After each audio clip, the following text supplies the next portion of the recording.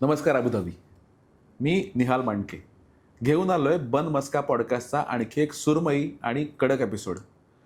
पहिल्या एपिसोडमध्ये तुम्ही दिलेला प्रतिसाद पाहून समितीचा ऊर भरून आलेला दिसतोय आणि माझ्याही गप्पांचा किडा अजून मोठा झालाय. मंडळी, बन मस्का आणि चहाचा जसा एक परफेक्ट कॉम्बिनेशन आहे ना, तसंच आपल्या मराठी माणसाचं आणि संगीताचं नातं आहे. आपण आंघोळ करताना नाही का बाथरूम सिंगर बनतो, ट्रॅफिकमध्ये गाडी चालवत असताना गायक बनतो आणि घरात कोणी नसताना तर थेट संगीत विशारदच बनतो. पण आज आपल्या पॉडकास्टवर असे तसे गायक नाही आहेत, तर अबुधाबीत राहणारे शास्त्रीय संगीताचे दोन हुकमी इतके आले आहेत. एकीकडे आहे अशी व्यक्ती ज्यांनी गाण्याचं रितसर शिक्षण घेतलंय आणि आपल्या मंडळाच्या अनेक कार्यक्रमांचं ते प्रमुख आकर्षण असतात. सोबतीलाच लहान मुलांना संगीत शिकवून पुढची पिढी ते तयार करतात. आणि दुसरीकडे आहे असा सूर जिनं गाण्यातलं कोणतंही फॉर्मल शिक्षण घेतलं नाहीये, तर गाण्याच्या संगीताचं बाळकडू त्यांना ते त्यांच्या घरातून त्यांच्या गुणी संगीतकार पालकांकडूनच मिळालंय. म्हणजे एका बाजूला आहे तो रियाजाचा पक्का सूर आणि दुसऱ्या बाजूला आहे ते रक्तातलं गाणं. गाण्याचा हाच जुगलबंदी वजा गप्पांचा फड रंगवण्यासाठी आज आपण त्यांना इथे आणलंय. चला तर मग चहाचा कप हातात घ्या आणि पाहत राहा बन मस्का पॉडकास्ट. आपल्या आजच्या प्रमुख पाहुण्यांचं स्वागत करूयात आपण. श्री गिरीशजी पांडे यांचं आणि सौ सिद्धी शिरोडकर चोणकर यांचं.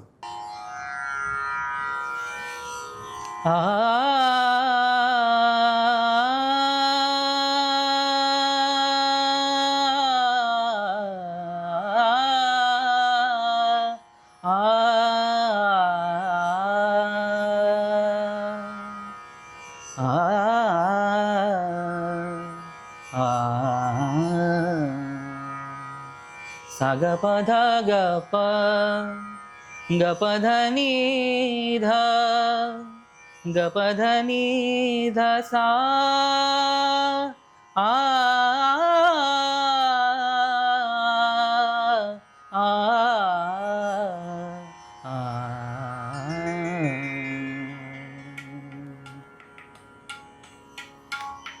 तन मन धन तो पेवारू, तन मन धन तो पेवारू, तन मन धन तो पेवारू. बार बार तोरी सावरी, बार बार तोरी सावरी, सूरत और नैननवा रासी ले. तन मन धन तो पेवारू, तन मन धन तो पेवारू. बार बार तोरी सावरी, बार बार तोरी सावरी, सूरत और नैननवा रासी दे. तन मन धन तो पेवारू. सुंदर. आता सिद्धी, तुझ्याकडून एखादी छानशी बंदिश ऐकायला आवडेल. चालेल.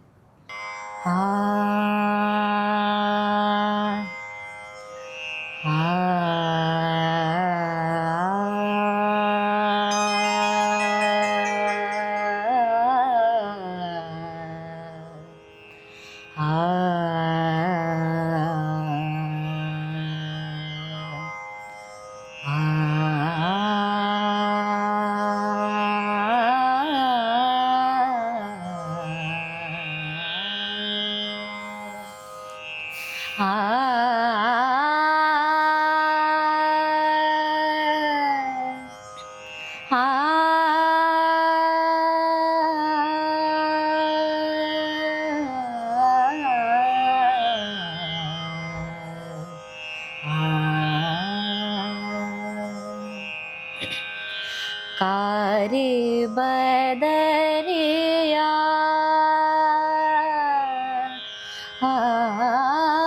घेरी, कारी बदरिया घेरी, पिया नहीं पास अब कैसे, पिया नहीं पास अब कैसे करूं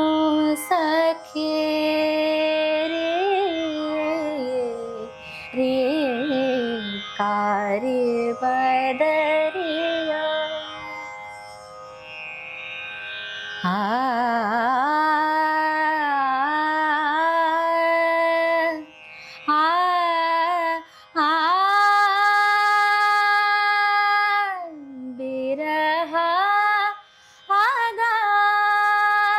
आगान लागे बिरहा आगान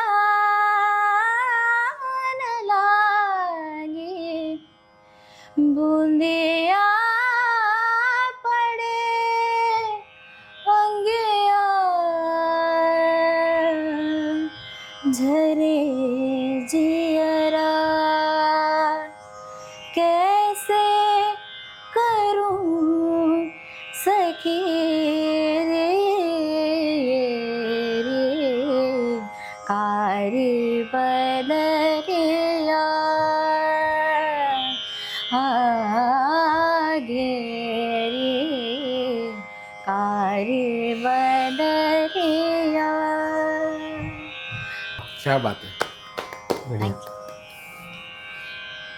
तुम्ही दोघांनी एवढं, मला तर खरंच म्हणजे मन प्रफुल्लित झालं जेव्हा तुम्ही दोघांनी गायलं. ऐकायला एवढं सुंदर वाटलं. पण मला गाण्यातलं सगळं कळतंय असा आविर्भाव मी अजिबात मनात न आणता दोघांनाही प्रश्न विचारतो हा, की हे एवढं प्रफुल्लित होणारं तुम्ही काय गायलं आणि सिद्धी तू काय गायलंस? गिरीजी तुम्ही काय गायलं आणि सिद्धी तू काय गायलंस? इनफॅक्ट आम्ही दोघांनी पण गायलं. ते बंदिशच आहे. आणि बंदिश म्हणजे हा शब्द जो आहे बंदिश, बंद म्हणजे जे शब्द लिहिलेले आहेत किंवा ताल ठरवलेला आहे किंवा काही रूल्स आहेत, राग आहे, म्हणजे असं सगळं ते बद्ध आहे. आणि बंदिश तशा अर्थाने.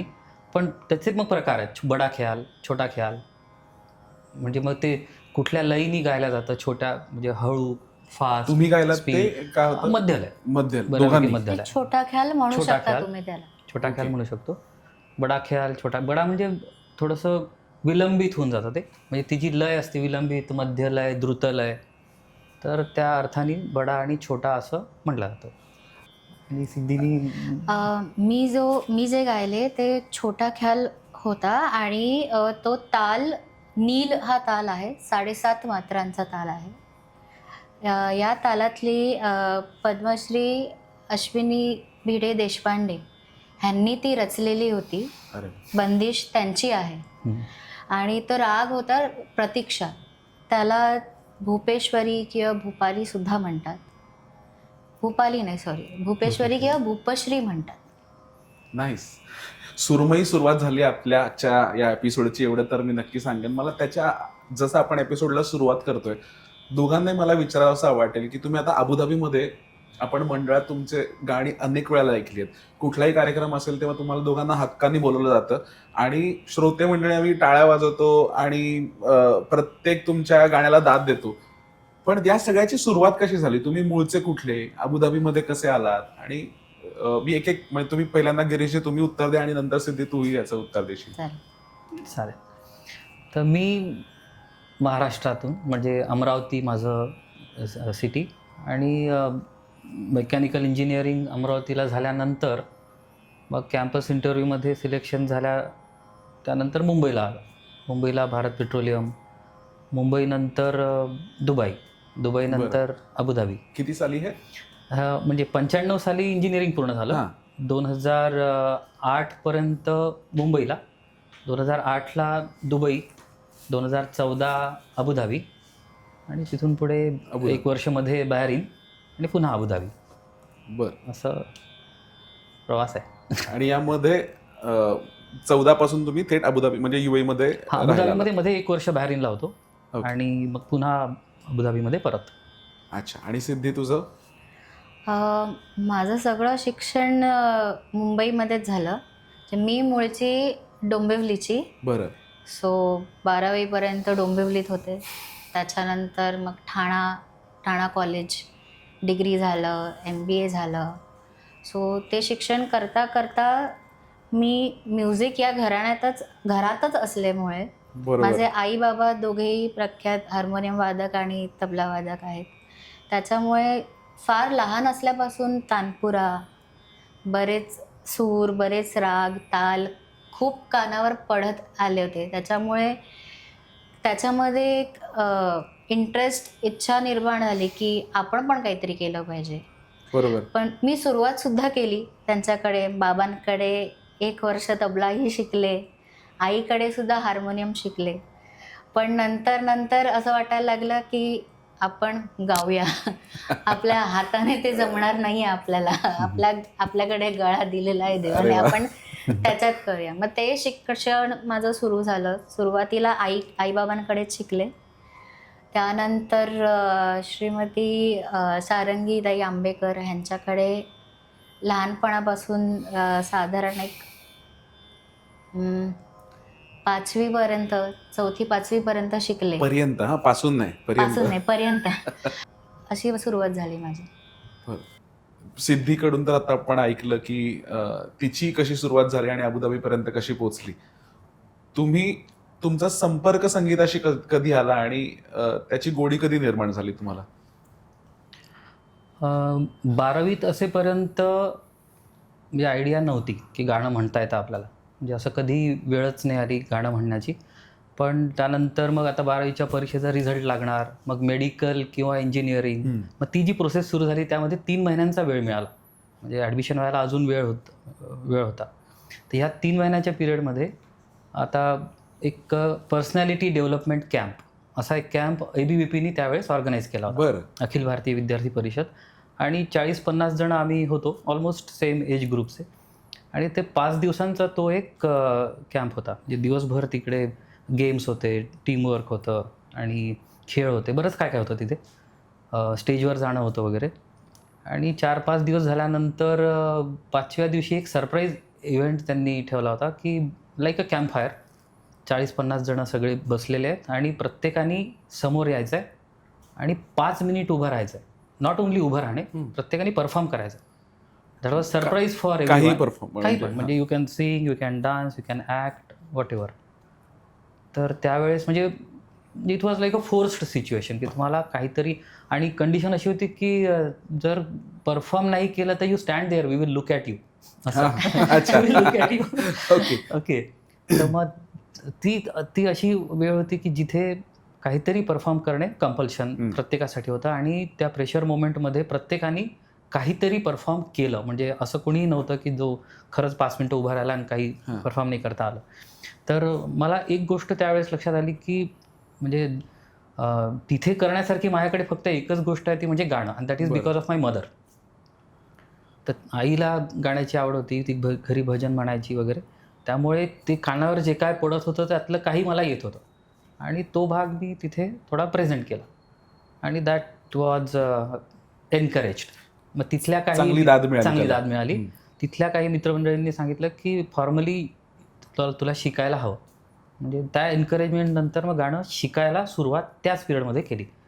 पण दुबईत आल्यानंतर जे इथे विकेंड्स मिळतात, ऑफिसमधून घरी आल्यावर एक वेळ मिळतो, बरोबर, तर हा पुन्हा it took me back to that moment की जिथे आपल्याकडे आता वेळ आहे, आता काय करावं. अँड देन मग फॉर्मल शिक्षण पुन्हा सुरू झालं. आणि उरलेल्या ज्या 3 परीक्षा होत्या त्या पूर्ण झाल्या. त्यानंतर त्यावेळेस दुबईमध्ये मला शिकवणार अशा पद्धतीने म्हणजे कोणी सापडलं नाही, म्हणजे गुरु पॉईंट ऑफ व्ह्यूनी. तर माझी ओळख झाली पंडित रविकिरण मणिपाल म्हणून. त्यांचा कार्यक्रम दुबईमध्ये झाला. त्यांची ओळख आधी एकदा भेट झाली होती 2002मध्ये भारत पेट्रोलियममध्ये असताना. बरं. तर मग ती एक मोठी स्टोरी आहे की त्यांची भेट, मग त्यांच्याकडून शिकण्याची तयारी, आणि मग पुढे 4 वर्ष ऑनलाईन शिकणं, आणि त्यांनी तयारी करून घेणं, इथून उडुपीला जाणं, त्यांनी दुबईला येणं, मग ते एकदा पुन्हा अमरावतीला येणं. तर असं ऑनलाईन ऑफलाईन आम्ही करत करत विशारदपर्यंत पूर्ण केलं. मला तो डाऊट होताच, पण ते गुरुजींनी म्हटलं की मी जबाबदारी घेतो, I will see that you will be through. आणि आता जसं तू सांगितलंस की तुझ्या घरातूनच तुला संगीताचं शिक्षण मिळालं, सुरुवात तशी झाली तुझी. कारण का तुझी आई सौ सीमाताई शिरोडकर आणि वडील पंडित विश्वनाथ शिरोडकर यांच्याकडून जेव्हा तुला शिक्षणाचं बाळकडू मिळालं, तेव्हा तू कसं, तुझा पहिला त्याच्याकडे हे बघायचा काय दृष्टिकोन होता? की म्हणजे घरामध्ये तुझ्याकडे खूप सारे हे येतात, त्यांचे शिष्य येत असतील, त्यांच्यावरती त्यांचा किंवा पाठांतर झालं का नाही, तुला एका ठराविक पद्धतीच्या प्रॅक्टिस मधून त्यांना जावं लागत असेल, तर मग तुझ्यावरती त्यांचा एक तुला स्पेशल डिस्काउंट मिळायचा की त्यांची मुलगी आहेस म्हणून, की तुझ्यावरती थोडासा अजून जास्त हे लक्ष असायचं की बाबा तू अजून थोडेसे कष्ट घे? दोन्ही म्हणेन मी. कधी कधी डिस्काउंटही मिळायचा आणि कधी कधी ओरडाही मिळायचा. कारण लहान असताना, आपण लहान असतो तेव्हा आपल्याला तेवढं सिरियसनेस नसतो बरोबर. की तो तेवढा व्यवस्थित तुम्ही आता रियाजाला बसलंच पाहिजे किंवा केलं. तेव्हा मला तेवढा तो नव्हता. मी रियाज करायला खूप कंटाळा करायचे. तेव्हा आई जबरदस्ती, बस आता मी, माझा क्लास झालाय, मला फ्री टाइम आहे, बस मी पण बसते तुझ्या बरोबर. आणि त्यांच्याकडून तुला मिळालेलं एखादा बाळकडू काय, की बाबा ही एक आई बाबांनी शिकवली किंवा आईनी किंवा बाबांनी शिकवली ही गोष्ट ही माझ्या अजूनपर्यंत लक्षात आहे आणि त्याला मात्र मी फॉलो करते? पूर्णतः फॉलो करते आतापर्यंत असं मी म्हणता नाही, पण त्यांच्याकडनं जे मी शिकलेलं आहे ते मी तुम्हाला सांगू शकते. की त्यांनी मला सांगितलं की कलाकार होण्यासाठी तो जो प्रवास असतो त्या प्रवासामध्ये काही गोष्टी खूप इम्पॉर्टंट असतात. तर ते तुम्हाला मी समजायचा प्रयत्न करते. त्याच्यामध्ये 8 शब्द आहेत जे उर्दू शब्द आहेत. बरं. आणि ते सगळे त वर्ण सुरू होतात. सो पहिलं म्हणजे तमन्ना. तमन्ना. की ती तीव्र इच्छा असली पाहिजे मनामध्ये. काही गोष्ट करायची, तुम्हाला गायचंय, तुम्हाला वादन करायचंय, तर ती इच्छा मनात असली पाहिजे. आणि ती तेवढी इच्छा असल्याशिवाय तुम्ही गुरुपर्यंत पोचू शकत नाही. किंवा कधीतरी इतकी स्ट्रॉंग इच्छा असते की गुरुच आपल्या समोर येऊन उभा राहतो. जसं शाहरुख खानचा डायलॉग आहे की इतनी शिद्दत से मैं तुम्हें पाने की कोशिश कर रहा हूँ की सारी कायनात मुझे तुमसे मिलाने की साजिश कर रही है. बरोबर. तो तसं असतं ते. आणि जेव्हा एकदा सुरू करतो आपण गुरुकडे शिकायला, तेव्हा त्याच्याकडनं मिळते ती तालीम. दुसराच शब्द तालीम. त्या तालमीतनं गुरुकडे आपण शिकत राहतो काही वर्ष, कधी कधी तप जातो शिकायला गुरुकडे. सो ते त्याच्यातनं माणूस तयार होतो. तयारी मिळते. त्या वादनामध्ये, गायनामध्ये तयार वाजवायला लागतो, गायला लागतो. बरोबर. त्याच्यानंतर तयारीनंतर तिची सुरुवातीची जी असते त्याला आपण रियाज म्हणू शकतो. रियाजाच्या पलीकडे गेल्यावरती ती साधना होते. आणि ज्या साधनेचा कहर होतो त्याला तपस्या म्हणतात. बरोबर. जेव्हा हे तमन्ना, तालीम, तयारी, तपस्या एवढं सगळं सुरू असतं तेव्हा माणसाच्या मनात अहंकार येऊ शकतो. या अहंकाराला शिस्तीत आणण्यासाठी जी महत्वाची गोष्ट असते ती म्हणजे तमीज. कारण ती शिस्तीत आपण नाही राहिलो, येऊ शकतं ना की आपल्याला एवढ्या सगळ्या गोष्टी येत आहेत, मी कलाकार झालोय, मी शिकलोय, मला खूप जास्त गाता येतं, मग अशा वेळेला माणूस बदतमीज होतो. ते आपल्याला शिस्तीत ठेवलं पाहिजे. या सगळ्या गोष्टी आपण करता करता आपल्याला आपण मैफिलीत गायला लागतो की आपल्याला ज्या अपॉर्च्युनिटीज मिळतात त्या सगळ्याला म्हणतात तजुर्बा. जो एक्सपिरियन्स मिळतो, अनुभव. आणि या अनुभवातनं आपण एका मैफिलीत कसे उठतोय, बसतोय, कसे गातोय, आपण कसे वागतोय, बोलतोय, या सगळ्या गोष्टी सुद्धा खूप इम्पॉर्टंट असतात. किती छान. आणि त्याला म्हणतात तहजीब. कारण आपण एवढं ॲरोगेंटली नाही वागायचं. कारण आपण जे शिकलोय ते व्यवस्थित प्युअर इंटेन्शनने आपल्याला मांडता आलं पाहिजे. मला सगळं येते असं म्हणायला गेलो तर मग कधी कधी आपल्या लेमॅन लँग्वेजमध्ये पचका सुद्धा होऊ शकतो. ते तहजीब खूप इम्पॉर्टंट आहे. ह्या सगळ्या गोष्टी केल्यानंतर जे आपल्या हातात नाहीये ती गोष्ट सर्वात इम्पॉर्टंट म्हणजे तकदीर. नशीब असावं लागतं कलाकार होण्यासाठी किती लोक म्हणजे सगळंच नशिबावरती सोडून नाही चालत. जेव्हा आपल्या दारी ती अपॉर्च्युनिटी येते तेव्हा आपण ती घेतली पाहिजे. ती घ्यायला आपण त्या दाराच्या समोर असलं पाहिजे. सगळ्याच गोष्टी नशिबावरती टाकून नाही, ते आपल्याला पण तो डिसिजन घेतला पाहिजे. पण एवढ्या सगळ्या गोष्टी असून खूप नशीबवान लोकच असतात की कलाकार होतात. सगळे कलाकार नाही होऊ शकत. मला वाटतं की हे फक्त म्हणजे त्यांनी तुला ते सांगताना सांगितलं असेल की एक चांगला कलाकार घडण्यासाठी काय कशासाठी Yes. पण हे जीवनाचं सार आहे. सगळीकडे येस. हे प्रिन्सिपल्स प्रत्येक आपल्या प्रत्येक आयुष्यामध्ये फील्डमध्ये. प्रत्येक फील्डमध्ये लागू करू शकतो की म्हणजे माणसाने कसं त्याच्या प्रत्येक टप्प्यावरती वागत जावं याचंच मला वाटतं ते एक छान एक उदाहरण त्यांनी सल्ला दिल्यासारखा हे आहे. राग हा कुठल्या भाषेतला शब्द आहे? राग म्हणजे काय ना आपण रागच का म्हणतो त्याला, म्हणजे असं काय आहे का काही? तर मला तर राग एकच माहितीये, माझ्यावरती जे जे सगळे करतात ते राग, म्हणजे नक्की काय त्याचा हा संस्कृत सुभाषित आहे एक. अच्छा. आपलं म्हणजे रंजयती इति रागा. सिम्पल. ओ. म्हणजे हा शब्द तिथूनच आलेला आहे. रंजयती इति रागा म्हणजे ज्या प्रकारच्या गाण्यामध्ये एंटरटेन करण्याची क्षमता आहे तो राग, असं ते एक बेसिक डेफिनेशन आहे.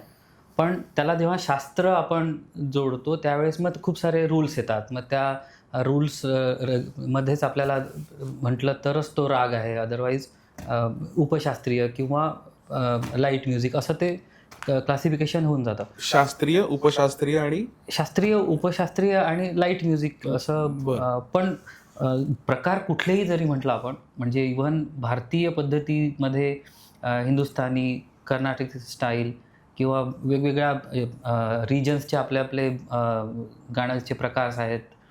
पण इंटरनॅशनली जरी विचार केला तरी एक गोष्ट कॉमन आहे की सूर ताल लय हे सगळीकडे आहे. त्यामुळे बेसिक्स हे सूर ताल लयमध्ये. आणि एका आर्टिकलमध्ये माझ्या असं वाचण्यात आलं होतं की whether it is Chinese music और जापान और एनीवेअर इन द वर्ल्ड, ज्या साऊंड फ्रिक्वेन्सीज आहेत ज्या आपल्या कानाला गोड वाटतात त्या सेमच आहेत.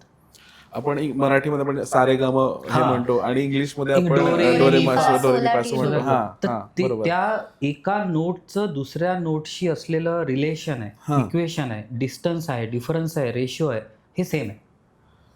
हे सेम आहे कुठल्याही भाषेमध्ये. त्यामुळे चायनीज गोष्ट आहे. त्यामुळे जर एखादं सॉन्ग चायनीज भाषेत असेल आणि कोणाला तो भोपाली राग वाटला तर ते सरप्राईज नाही आहे, बिकॉज इट इज पॉसिबल.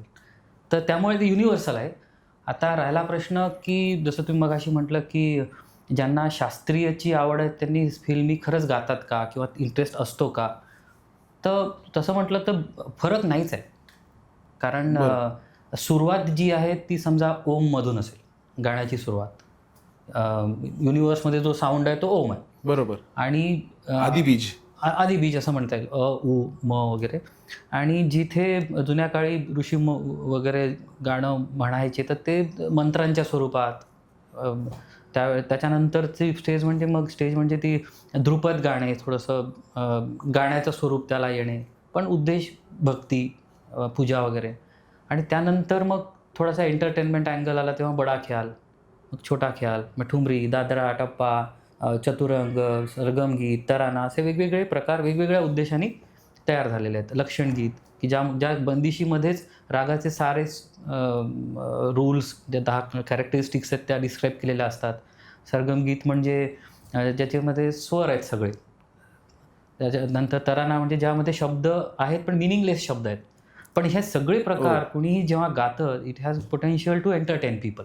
आता आपण जेव्हा हे म्हणतो रॅप म्युझिक म्हणतो त्याच्यामध्ये पण मला वाटतं शब्दांना जास्त हे आहे आणि मागे बीट फक्त एकच हे असते. मग त्याला सुद्धा याच्यामध्ये शास्त्रीय संगीतामध्ये कुठे स्थान आहे का? आता तुम्ही रॅपचं म्हणताय, हे रॅप हे सगळं आता लोकांच्या समोर आलेलं आहे, बरोबर. बट हे शास्त्रीय संगीतामध्ये आहे. आता ते शास्त्रीय संगीत फक्त गाणं किंवा वादन नाही, नृत्य पण आहे. कथकमध्ये जे बोललं जातं, कधी कधी कथकमधले ते जे बोल असतात तबल्याचे सारखे बोल असतात, पण कधी कधी ते शब्दांनी सुद्धा म्हणतात. आता बिरजू महाराज जे आहेत त्यांचे जे शब्द घेऊन ते तेवढं आवर्तन घेऊन येतात, that is also a kind of rap, you can say. कारण त्या ताला बरोबर. त्या बीट वरती त्यांचे ते शब्द चालू आहेत, त्यांचे शब्द असायचे actually. शब्दांना जास्त महत्व हा. इथे ठेक म्हणजे बीट्स पेक्षा. हा म्हणजे ते आता रॅप मध्ये कसं इट इज नॉट नेसेसरी की ते एका सुरातच असलं पाहिजे. हा, ते तुम्ही जसं यमक जुळवा आणि हा. गात राहा असं आहे. तसं कथक मध्ये, भरतनाट्यम मध्ये बऱ्याच गोष्टी आहेत, ते फार आधीपासून आहेत. ते आता थोडं आणि आता पंजाबी वाला हा हा. आलेला आहे आता त्याच्यामुळे ते तसे रॅप्स येतात. तुम्हाला असं कधी वाटत नाही का मग की बाबा म्हणजे आपण जेव्हा ऐकतो आणि कुठलेही आता समजा एखाद्या आपण घरामध्ये तुम्ही बसलेले असाल आणि एखादं म्युझिक बॅकग्राऊंडला लावलेलं आहे आणि शास्त्रीय संगीत नाहीये ते किंवा तुमच्या आवडीचं संगीत नाहीये, कोणीतरी पंजाबी गाणं लावलंय किंवा एखादं नवीन हिपहॉप लावलंय किंवा काहीतरी वेगळं लावलंय, तर तुम्हाला असं ते गाणं ऐकताना तेवढी मजा येते का जेवढं तुम्हाला एखादं शास्त्रीय संगीत ऐकताना मजा येते? एक गंमत सांगू. हा. माझे जेव्हा आई बाबा कार्यक्रमातनं परत येतो, आम्ही गाडीतनं येत असतो, तेव्हा त्यांचं असं असतं की आत्ता आम्ही एवढं क्लासिकल वाजवून परफॉर्म करून सगळं आलेलं आहे, आम्हाला काहीतरी वेगळं ऐकायचं. हो. तेव्हा गाडीत असताना गाडीमधली डीजे मी असायचे. आणि काय लावायचीस माझ्या तेव्हा? आई बाबांनी हनी सिंग ऐकलेलं आहे, गुरु रंधावा आईला आवडतो. अरे वा. अक्षरशः मी अजून एक माझ्या लग्नाच्या वेळेचा किस्सा सांगेन की मी पहिल्यांदा शिवमला जेव्हा भेटले हा. तेव्हा त्याने माझ्यावरती इम्प्रेशन मारायला अश्विनीताईंचं राग लावलेला होता. बरं. ओके, की मला क्लासिकल आवडतं, त्याला प्रचंड इंटरेस्ट आहे, माझ्यापेक्षा जास्त क्लासिकल तो ऐकतो. पण माझ्या घरी दिवसभर हेच चालतं. हो, बरोबर. सो मी जाताना मी ऐकलं, परत येताना त्याला म्हटलं अरे जरा बादशाह लाव ना. पण शास्त्रीय संगीतात तू भल्या भल्या हे ऐकल्या असशील, मैफिली हो. ऐकल्या असशील आणि तुझ्या आता घरामध्ये सुद्धा लहानपणापासून मोठ्या मोठ्या व्यक्तींचे वर्दळ असेल, त्या ह्याच्यामध्ये तुला कधी असं म्हणजे आता आम्हाला जर का समोर कोणीतरी अशी मोठी व्यक्ती आली तर गांदळून यायला होईल, तुझ्या घरात तसा वावर असायचा, तर तो कसा अनुभव होता तुझा? एक गमतीदार किस्सा आहे की अब्बाजी म्हणजे अलारखा खासाहेब यांची बरसी असते. त्यांच्या बरसीला षण्मुखानंद हॉलमध्ये कॉन्सर्ट असतं, म्हणजे सगळे तबलावादक, झाकीर भाई, तौफिकजी आणि फजलजी आणि त्यांचे सगळे स्टुडंट्स, सगळे परफॉर्मन्स असं सगळं असायचं. आणि तेव्हा अश्विनीताईंचा तेव्हा होता, आई बाबा साथीला होते. तिकडे सगळे पांढरे कुर्त्यामध्ये असायचे आणि एक तर सगळे कुरळ्या केसांचे, कारण ते फॅड आलेलं होतं कुरळ्या ना. केसांचं आणि संगीतकारांचं काय म्हणजे ते बऱ्याच ठिकाणी हे तो बघितलं फॅड की- ऍक्च्युली झाकीरबाईंमुळेच हा. आलाय, झाकीरबाईंमुळे. पण आता ज्यांचे आहेत त्यांना काय करू शकत नाही, पण ते त्यांच्यासारखे करायला कधी कधी वाजवताना थोडंसं स्टाईल ते होऊन जातं. तर तिकडे सगळे तसेच होते आणि आतमध्ये ग्रीन रूम मध्ये यायला अलाउड नव्हतं. पण मला आईने बोलवलं होतं कारण तिला काहीतरी हवं होतं, मदत हवी होती म्हणून. तर मी त्यांना सांगितलं मी यांची मुलगी आहे, त्यांनी मला बोलवलंय, मला प्लीज जाऊ द्या.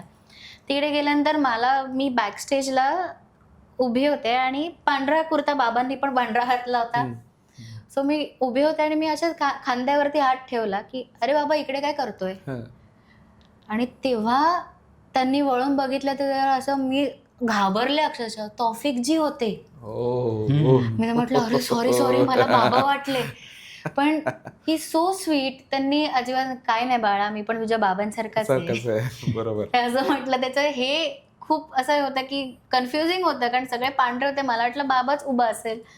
पण हे अशी गमतीशीर गोष्ट घडली माझ्याबरोबर. ग्रेट.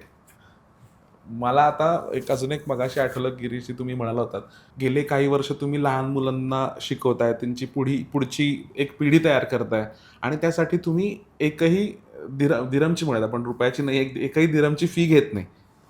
तर आपण आजच्या काळात कसं बाबा पटकन एखादा काहीतरी साईड इन्कम सुरू होईल का, सेकंड इन्कम सुरू होईल का, याच्याकडे जनरली माणसांचा कल असतो. मग तुम्ही हे शिकवण्यामागचं संगीताविषयी प्रेम की नक्की त्याची ती रुची की अजून लहान मुलांमध्ये संगीताविषयी रुची तयार व्हावी, काय उद्देशाने सुरू केला आणि हा कसा प्रवास सुरू झाला आणि काय त्याच्याबद्दल सांगू शकाल? ओके. तर नाही, फी न घेणं ह्यापेक्षा मी याला असं म्हणेन की कमर्शियल उद्देश नाही आहे, म्हणजे सोर्स ऑफ इन्कम म्हणून आपण ही ॲक्टिव्हिटी करतो असा तो भाग नाही आहे. त्यामुळे उद्देश हाच आहे की शिकवताना जे आपलं ज्ञान वाढतं ते जास्त महत्त्वाचं आहे. नाहीतर आज समजा मी जे मगाशी म्हटलं की विशारदमध्ये जवळपास 50 राग शिकायला मिळतात, पण त्या 50 रागांची जर प्रॅक्टिस राहिली नाही तर ते विसरून जातात.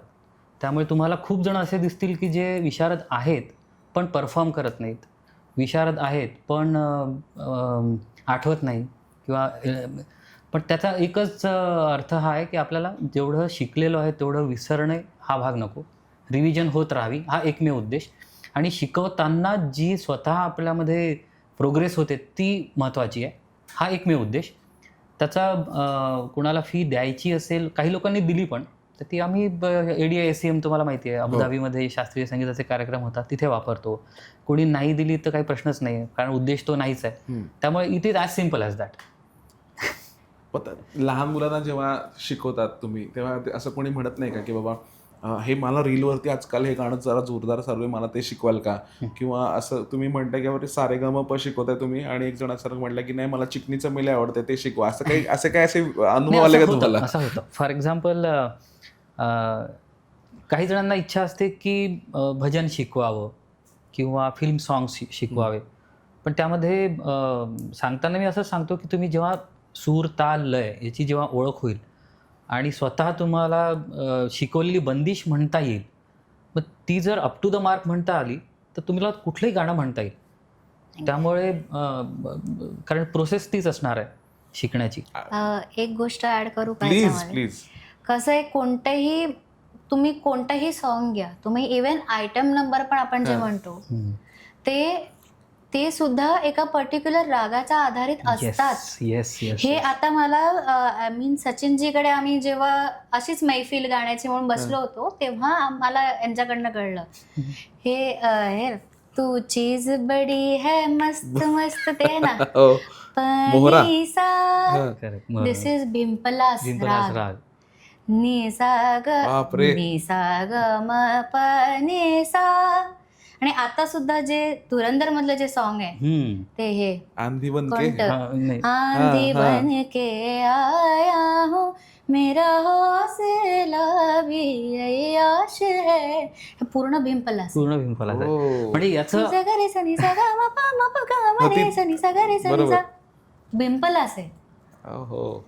इवन आता मला कोणतं तरी गाणं हे असं ना, तुम्ही जेव्हा गाणं आता ऐकतं तुला त्यातलं टेक्निकल नॉलेज असल्यामुळे तू पटकन ओळखू शकलीस.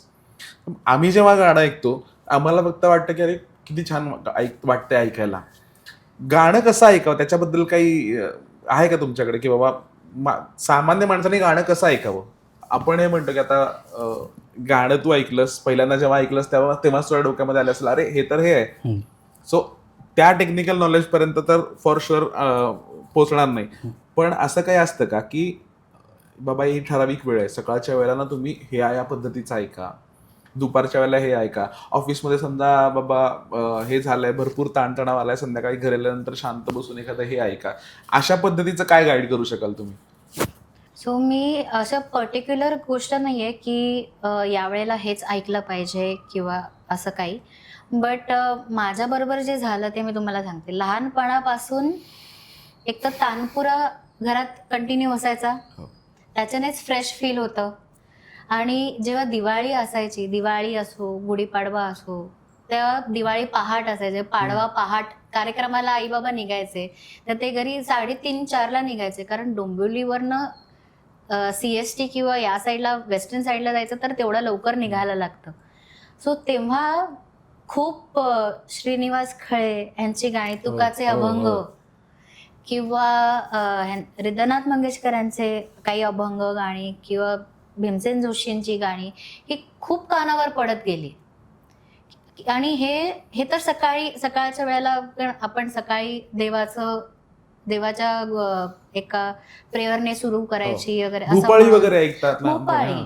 भूपाळी भूप रागातली असते म्हणून तो भूपाली आहे ते असं पण असतं. आणि रात्री झोपताना आम्ही आई बाबा काय करायचे की आता त्यांना माहिती आहे मला इंटरेस्ट सगळ्या गोष्टींमध्ये आला पाहिजे, हिला काय आवडतंय काय नाही माहिती नाही. त्याच्या रात्री जगजीत सिंग, गुलाम अली खासाहेब, नंतर मेहदी हसन यांची गझल ऐकायचे, लावून ठेवायचे.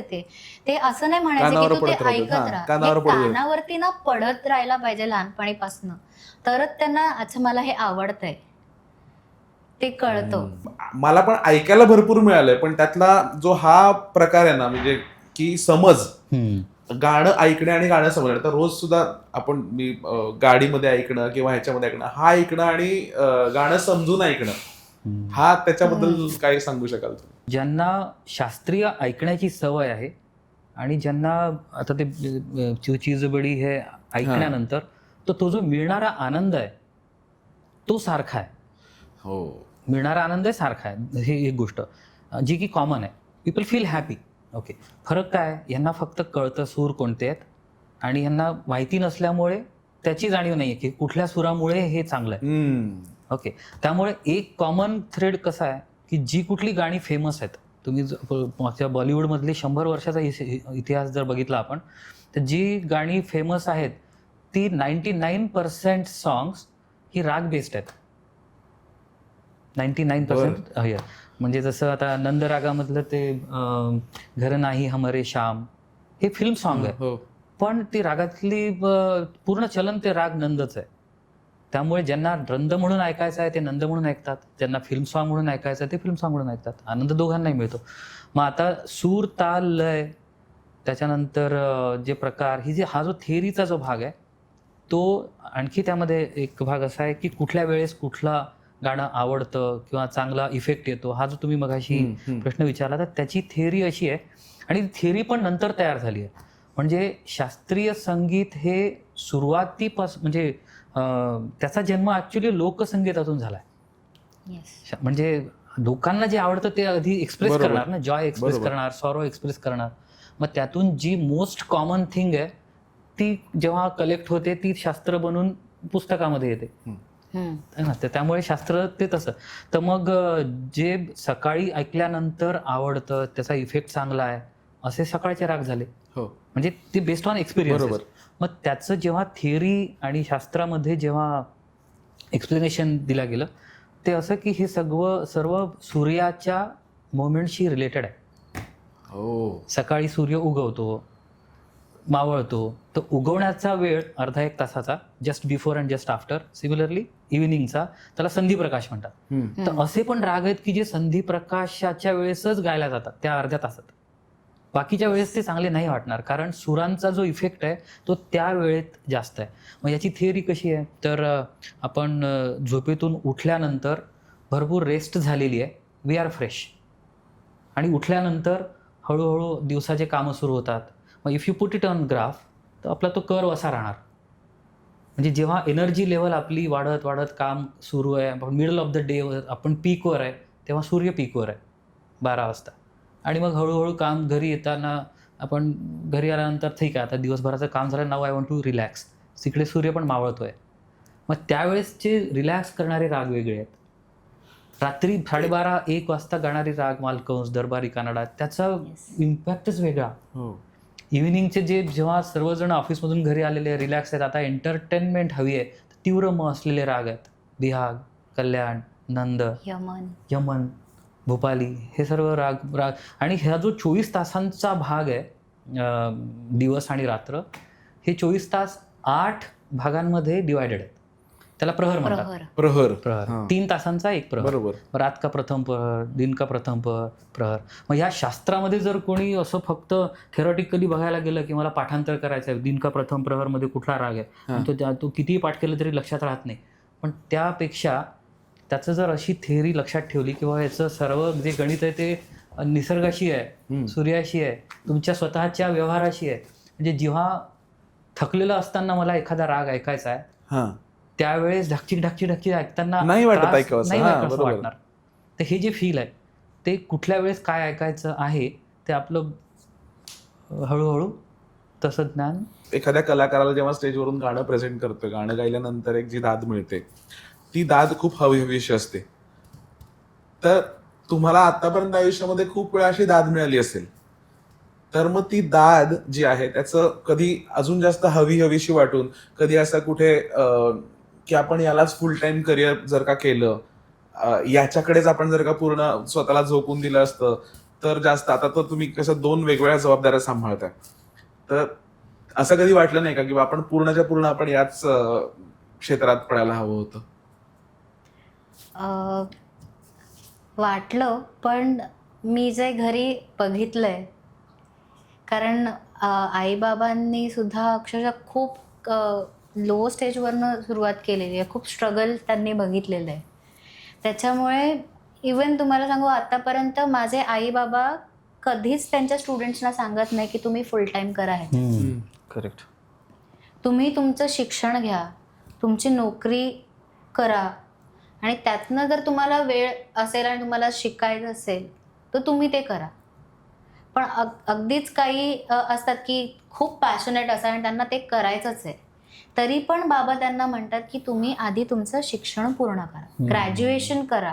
कारण कसं काहीतरी एक बॅकअप पाहिजे, कारण हे खूप व्होलेटाईल आहे. तुम्हाला कधी कार्यक्रम मिळाला तर मिळाला, कधीतरी तुम्हाला कार्यक्रमच मिळत नाही, घरीच बसा.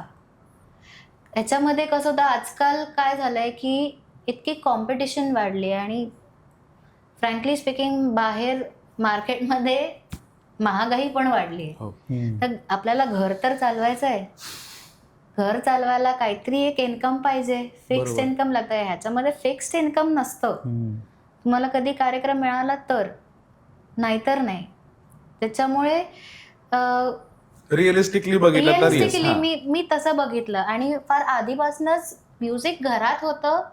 तर ते एक माझं हॉबी किंवा एक पॅशन तुम्ही म्हणू शकता, मी ते फॉलो केलं. पण मी लहानपणापासून ना मला कायम बँकेत जॉब करायचा होता. त्याच्यात मी तेच स्टेक केलं आणि माझं लास्ट जॉब पण बँकेतच होता. कधी असं नाही का वाटलं की बाबा आता ते सगळं नेपोटिझम वगैरे चाललंय, आई वडिलांच्या नावाचा फायदा कुठेतरी घेऊन कुठेतरी आपल्याला गाण्याचा नाही, संधी मिळते का वगैरे, असं काही नाही झालं? कधीच नाही. मला त्याचं खूप दडपण येतं. इवन कधी पण काही कार्यक्रम असला तरी, आता होता ना दिवाळीचा कार्यक्रम होता, शमिका भिडे आणि अक्षय ते आले होते गायला. तर असंच मंडळानेच सजेस्ट केलं होतं की आपल्या लोकांना पण मिळावं गायला त्यांच्यामध्ये एकदा. तर शमिका भिडे फार आधीपासून माझी मैत्रीण आहे. बरं. म्हणजे जेव्हा मी अश्विनी ताईंकडे जेव्हा शिकत होते तेव्हा आमची ओळख झाली होती. आम्ही एकत्र शिकायचो, एकत्र रियाज केलेला आहे. त्याच्यामुळे ती ओळख आहे. त्याच्यात शी नोज की मी कोण आहे, माझे आईबाबा कोण आहेत.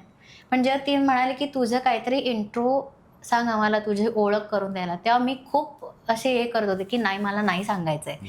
कारण कसं होतं की ते खूप मोठे आहेत आणि त्यांनी तेवढे तपश्चर्या आणि सगळं करून ते तेवढे मोठे झालेले आहेत. बरोबर. तर मला असं ते फील होतं की मला माझ्या कर्मामुळे ओळखावं, मी माझं गाणं जे आहे त्याच्याने ओळखावं. माझी फ्रँकली स्पीकिंग लेमॅन लँग्वेज माझी जेवढी लायकी आहे मी त्यांच्यापर्यंत नाही पोचू शकत. त्याच्यामुळे मला ते नाव वापरायला मला खूप दडपण आहे. मला आता हा पुढचा एक प्रश्न हे विचारायचा होता की तुम्ही जेव्हा मंडळामध्ये, हे आता महाराष्ट्र मंडळ अबुधाबी तसा खूप चांगला मंच आहे की हौशी कलाकार आणि कुठल्याही क्षेत्रामध्ये, आता म्हणजे आता जसं की मला पण हे हा पॉडकास्ट वगैरेचा कधीच काही हे नव्हता, पण मंडळाचा हा प्लॅटफॉर्मच असा आहे की संधी उपलब्ध करून देतो. तुमचं त्याच्याबद्दल काय हे, आणि तुम्ही कसे मंडळाच्या संपर्कात आलात आणि त्यांनी मंडळामध्ये आल्यानंतर तुम्ही कसा तुमचा सांगीतिक प्रवास सुरू ठेवलात? आपलं लाइकिंग जिथे आहे, इंटरेस्ट आहे, तशा इंटरेस्टचे काम करणारी ऑर्गनायझेशन जिथे असेल तिथे आपण ऑटोमॅटिकली कनेक्ट होतो. तर त्यामुळे महाराष्ट्र मंडळाचं हे जे काम आहे to make local talent visible, तर हे असल्यामुळे हे नॅचरल इंटरॅक्शन आहे. तर त्यामुळे असा वेगळा त्यासाठी एफर्ट नाही करावा लागला आणि जे काम चाललं आहे ते खूप चांगलं चाललं आहे. इनफॅक्ट ज्यांना, जसं सिद्धीने म्हटलं की मंडळामध्ये गाणं म्हणायचं आहे म्हटल्यावर रियाज करावा लागेल आणि रियाज केल्याशिवाय गत्यंतर नाही, हा जो भाग आहे. आणि तिथे चॉईस पण नाही, कारण स्टेजवर आल्यानंतर तुम्ही मगाशी जसं दादविषयी, तर प्रत्येक कलाकाराला म्हणजे प्रत्येक क्षणी दाद ही हवीच असते, फीडबॅक म्हणून हवाच असतो. बरोबर. म्हणजे त्यामध्ये कन्स्ट्रक्टिव्ह क्रिटिसिझम असला तरी चालेल, चांगलं असेल तरी चालेल, पण फीडबॅक हा हवा असतो. आणि तो इन्स्टंट फीडबॅक फक्त आर्ट या फील्डमध्येच आहे आणि गाण्यामध्ये तर अजूनच जास्त आहे. इन्स्टंट दिसतं. म्हणजे कोणी जर खूप मोठा आर्टिस्ट स्टेजवर शास्त्रीय संगीत म्हणत असेल आणि एक स्वर जरी चुकला तरी किती लोक मान हलवतात. ज्यांना अरे, कळतं त्यांना बरोबर. ज्यांना कळत नाही ते सुद्धा अरे इथे जरा चुकलं असं काहीतरी. तर त्यामुळे जबाबदारी खरंच आहे. तर त्या दृष्टीने मंडळाचं काम पण छान चाललंय. त्यांना कनेक्ट व्हायचं आहे, त्यांचं पण चांगलं चाललंय. व्यवस्थित. तुझा काय अनुभव आहे सिद्धी? मी माझ्या लग्नाच्या 1 वर्षानंतर इथे आले आणि ते माझे मिस्टर शिवम सोनकर ह्याच्यामुळे मी अबुधाबीला येऊ शकले. आणि ते आधीपासून ते आल्यानंतर आय थिंक पहिल्या 3 महिन्यातच महाराष्ट्र मंडळाचे मेंबर होते. अच्छा. दर्पणमुळे बरोबर. दर्पण ओळखीचा होता आणि त्या सेम कंपनीमध्ये होते ते, त्याच्यामुळे लगेच आलं. आणि मी तेव्हा लगेच आले नव्हते, मी आफ्टर 6 मंथ्स आले. तो त्याच्यानंतर गोष्टी बघितल्या त्यांच्याबरोबर राहून की आता इकडे हे सेलिब्रेट होतं, तुळशी विवाह झाला होता त्यावर्षी मी जॉईन केलं अच्छा, होतं. त्या वर्षी. बरोबर. देन नाटक झालं होतं, पहिल्यांदा दिवाळीत नाटक बघितलं मी. आणि या गोष्टी म्हटलं चला आपण पण काहीतरी करूया. मग जेव्हा पहिला कोजागिरीचा कार्यक्रम होता तेव्हा माझ्या मिस्टरांनी परफॉर्म केलं हो, होतं. आठवतं मला. त्याच्यामुळे म्हटलं अच्छा इकडे असं पण होतं, तर लेट्स ट्राय. कारण म्युझिकमध्ये होते, माझं म्युझिक आतापर्यंत कंटिन्यू राहिलं आहे ह्याच्यासाठी फार मोठा वाटा माझ्या नवऱ्याचा आहे. आणि जसं म्हणतात ना, सक्सेसफुल हजबंडच्या मागे एक खंबीर सपोर्ट करणारी बायको असते, तसे माझ्या म्युझिक आतापर्यंत जेवढं चालू आहे त्याच्यासाठी माझ्या मागे खंबीरपणे उभा राहणारा माझा नवरा क्या आहे. बात आहे. त्यांनी खूप सपोर्ट केलं. आधी मी खूप ना, तुम्हाला वाटणार नाही पण मी खूप स्टेज फिअर आहे मला. मी खूप कॉन्शियस होते. त्याच्यामुळे मला जेव्हा सुरुवातीला नाही मिळाला RFDच्या वेळेला, कारण मी इंडियामध्ये होते त्या बरोबर. वर्षी. त्या वर्षीच्या. सो नेक्स्ट जेव्हा सत्यनारायणाची पूजा झाली तेव्हा मी पहिल्यांदा परफॉर्म केलं महाराष्ट्र मंडळामध्ये. मग तेव्हा सगळ्यांना आवडलं सगळ्यांना ते. आवडलं, त्यांनी खूप दाद कौतुक दिली. केलं. आणि तिकडनं सुरुवात झाली महाराष्ट्र मंडळामध्ये. प्रत्येक जे काही सांगीतिक जे काही इव्हेंट असेल त्याच्यामध्ये मला नेहमी पार्टिसिपेट करायला मिळाला. तुमची आता एवढ्या वर्षाची साधना आहे, समजा मी तुम्हाला आता एक चॅलेंज दिलं की तुम्ही बॉलिवूडचं म्युझिक आणि शास्त्रीय संगीत याचं लिंक मगाशी मला तुम्ही सांगितलं, ते खूप इंटरेस्टिंग वाटलं. की एखादा तुम्ही राग घ्या आणि त्या रागावरती आधारित 4-5 गाणी अशी कंटिन्युएशन मध्ये गुणगुणा. म्हणजे असं पूर्ण गाणं नाही म्हटलं तरी चालेल, फक्त तुम्ही एक, नंतर सिद्धी तू एक, मग गिरीशी पुन्हा, असं एक जुगलबंदी सारखा आपण करूयात प्रयत्न. 2-2, 3-3 प्रयत्न करतो जेवढे आम्हाला माहिती आहे प्लीज. त्या रागातली. ऐकायला नक्की आवडेल प्रेक्षकांना. भूपाली घेऊया. हो. भूपाली चालेल. कोणत्या? सॉरी, परत येते का? भूपाली भूपाली राग. भूपाली बरं. निवडला. सुरुवात बंदिशीने करते म्हणजे आपल्याला आठवत राहतील Correct. गाणी. Why not? सहेला रे हा मिल गाए, सहेला रे हा मिल गाए, सप्त सुरना के भेद वेद सुनाए, सहेला रे हा मिल गाए. लागिरी नैन तुमसे पिया मोरे, लागिरी नैन तुमसे पिया मोरे, घड़ी पल छीना नहीं चैन परत है, घड़ी पल छीना नहीं चैन परत है, लागिरी नैन तुमसे पिया मोरे. मैं जहाँ क्या रहूं, बात.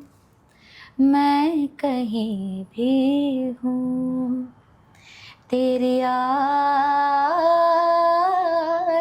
साथ है, किसी से कहूँ कि नहीं भी हूँ, ये जो दिल की बात है.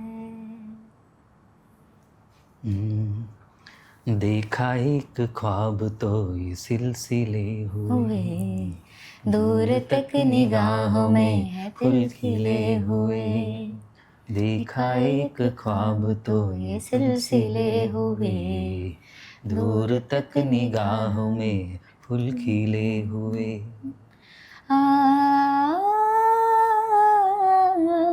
ये गिला है आपके निगाहों से, फूल भी हो दरमियाँ तो काफिरे हुए, देखा एक ख्वाब तो ये सिलसिले हुए, दूर तक निगाह में है गुल खिले हुए। जब से तुम्ही सन लागली, जब से तुम्ही सन लागली, प्रीत नवेली प्यारे बलमा मोरी, जब से तुम्ही सन लागली, प्रीत नवेली प्यारे बलमा मोरी, जब से तुम्ही सन लागली. अजून एक गाणं आहे हे जे प्रत्येक पूर्ण एकाच रागातली एका गाणी आहेत. एकाच रागात वेगवेगळे. चालू आहे, हो. आणि हे खूप वेळ सुरू राहू शकतं. सुरू राहील. म्हणजे क्या बात आहे. तर तुम्हाला एक गाणं माहितीये, ते पूर्णपणे भूपालीतलं नाहीये, पण थोडस सेक्शन आहेत की तुझे याद कर लिया है आयात की तरह, Again same राग असतो. कायम हो गई है रिवायात की तरह, तुझे याद कर लिया, सेम राग. वाव, सही आहे. मला भरपूर आज माझ्या ज्ञानात भर पडली आहे आणि खूपच इंटरेस्टिंग, म्हणजे मला स्वतःला ऐकायला आणि ह्या गोष्टी समजून घ्यायला खूपच मजा आली. तर त्याप्रमाणे आपण एक छानसा अभंग घेऊन आपण या कार्यक्रमाची सांगतेकडे आपण वळूयात. चालेल.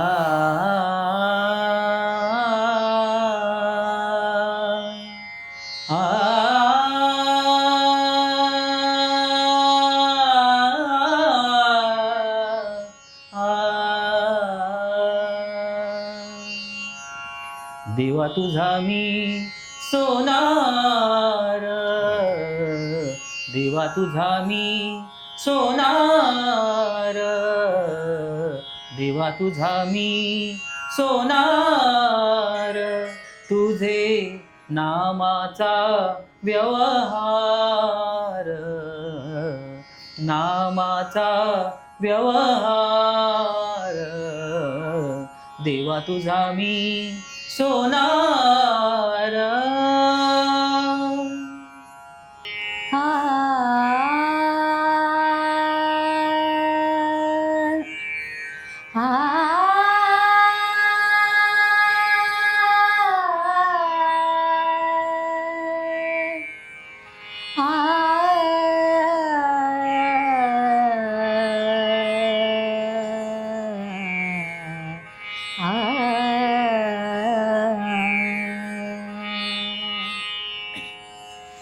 तुझ पाहता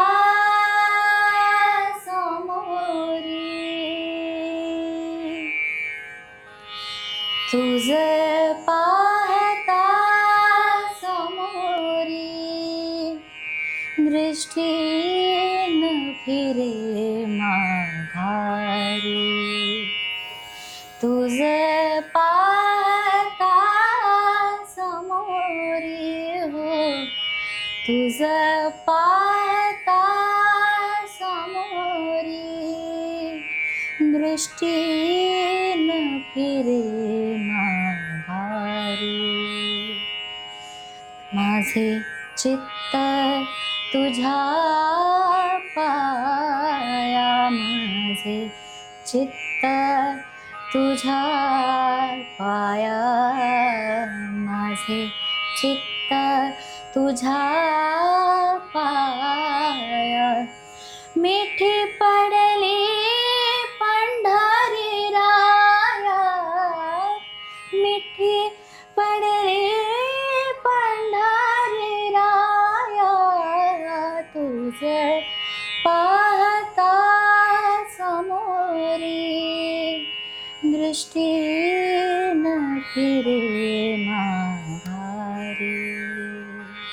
मला असं वाटलं की म्हणजे या एपिसोडच्या अनुषंगाने जे पहिल्यापासून मला म्हणजे गाणी सोबत तुम्ही जी गाणी गाताय सोबत जे नवीन ज्ञानार्जन होतंय माझं की एक अविस्मरणीय अनुभव म्हणून मी कायम लक्षात ठेवेन हा. खूप छान मजा आली आणि खूप सारं नवीन शिकायला मिळालं. दोघांचे खरंच मनापासून धन्यवाद त्याबद्दल. थँक्यू. आणि तुमचा आजचा आपण हे म्हणतो की प्रत्येक कार्यक्रमाला आपण बन मस्का, आपल्या कार्यक्रमाचं नावच आहे बन मस्का पॉडकास्ट, की आल्या आपण पहिल्यांदा बन मस्का आणि चहाने सुरुवात करतो. आता तुम्ही तर आज मध्ये आपल्याला गाण्यांची तुमच्याकडे विनंती करायची होती, बऱ्याच साऱ्या गप्पा मारायच्या होत्या, त्या अनुषंगाने तो आग्रह तुम्हाला केला नाही. पण आता कार्यक्रमाचे आपल्या सांगता झाले तर तेव्हा मात्र तुम्ही आता एक बाईट घेऊन या कार्यक्रमाची सांगता आपण करूयात. Yes, Okay. नक्की. मीही घेतो तुमच्यासोबत. चिअर्स टू बन मस्का पॉडकास्ट. Cheers to बन मस्का. वा. तुमचा अनुभव कसा होता, तुम्हाला काय सांगावं असं वाटेल? आणि तर महाराष्ट्र मंडळामुळे जे वेगवेगळे कार्यक्रम ऐकायला मिळतात, पार्टिसिपेट करायला मिळतात, त्यामुळे जी एक कंटिन्युअस इम्प्रूव्हमेंट हा जो भाग प्रत्येक कलेसाठी आवश्यक आहे, त्यासाठी जी संधी मिळते ती फार महत्त्वाची. आणि ती मला वाटते मंडळ सगळ्या requirement in terms of art and craft, जसं ॲक्टिंग असो किंवा सिंगिंग असो, इवन क्रिकेट, प्रत्येकाला संधी जी मिळते आणि ज्याची जी आवड आहे ती तो पूर्णपणे प्रयत्न करतो त्यामध्ये पार्टिसिपेट करण्याची. तर हा जो भाग आहे हा खूप महत्त्वाचा आहे आणि from individual development perspective plus society development perspective I think हे आवश्यक आहे. मला खूप मजा आली कारण क्लासिकलच्या बाबतीत ऐकणारं किंवा त्याची माहिती हवीशी अशी वाटणारी जास्त लोक नाही आहेत. ज्या तुम्ही आम्हाला क्लासिकल म्युझिक रिलेटेड बोलायला बोलवलं त्याबद्दल बन मस्का पॉडकास्ट तुमचे खूप जास्त धन्यवाद. आणि महाराष्ट्र मंडळाने तर खूपच म्हणजे मला तरी कॉन्फिडन्स दिला आहे. आधी कसं असायचं, कारण मी कार्यक्रम कधी मुंबईमध्ये वगैरे कधी असले तर माझे आई बाबा माझ्या आजूबाजूला असायचे, तर मला ते टेन्शनमुक्त गायचे मी की हे आहेत सांभाळून घेतील. पण इकडे आल्यावरती ते नव्हते. तर इकडचे मेंबर्स जे आमचे टीम मेंबर, आमची एक टीम बनते प्रत्येक परफॉर्मन्स किंवा कोणत्या इव्हेंटच्या रिलेटेड गाण्याची, ते लोक बूस्ट करतात एनर्जी की चल काय नाही, होईल तुझ्याकडनं होईल. ही जी कॉन्फिडन्स मिळाला त्याच्यासाठी महाराष्ट्र मंडळाचे सुद्धा खूप आभार. Thank you so much. तर मंडळी, आजची ही सुरांची आणि गप्पांची मैफिल कशी वाटली? एकीकडे इंजिनिअरिंग सांभाळून सुरांचे 7ही पडदे पक्के ठेवणारे आपले गिरीशजी आणि दुसरीकडे पालकांच्या सांगीतिक वारशाचं बाळकडू घेऊन थेट गळ्यात अमृत घेऊन आलेली आपली सिद्धी. या दोघांशी गप्पा मारून एक गोष्ट मनाला नक्की पटली की गाणं शिकून गायलं काय किंवा रक्तातून आलं काय, सूर जर मनापासून लागला तर ते थेट काळजाला भिडतात. गिरीशजी आणि सिद्धी, तुम्ही दोघंही आज इथे आलात, आपल्या बन मस्का पॉडकास्टची शान वाढवलीत आणि इतक्या सुंदर आठवणी शेअर केल्यात, त्याबद्दल तुमचे मनापासून आभार. खूप काय शिकायला मिळालं याच्यातून आम्हाला सुद्धा.